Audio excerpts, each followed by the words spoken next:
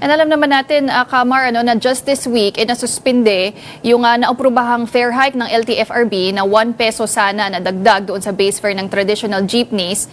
Malaking tulong po ba sana iyon kung natupad itong fare hike?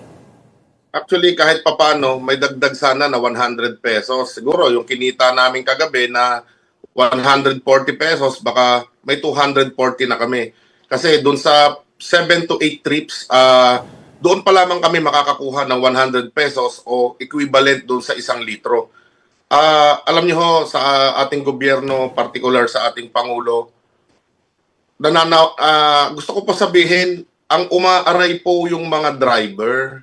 Pero ang pinakinggan ninyo, yung mga mananakay. So, ang hirap naman po na kami yung sumalo nung bigat, nung presyo ng taas ng petrolyo na hindi bababa sa 50 pesos.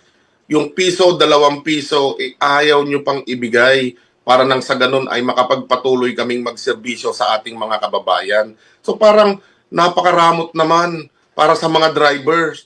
Pagdating po doon sa solusyon na pwedeng maibigay ng ating pamahalaan, kakarampot lang po ang kinikita. Paano ho yung pamilya din namin na umaasa dito sa pamamasada?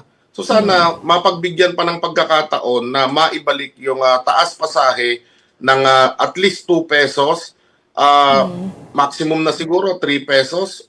Hindi na ho talaga kakayanin. Talaga hong marami na ho ang gumarahe. At kung ang nakikita lamang ng ating Pangulo ay yung subsidiya at service contracting, hindi po ito sasapat. Kaya po ba ng gobyerno na bigyan tayo ng ang mga driver ng 5,000 kada linggo na ayuda para po masustain yung kanilang kabuhayan?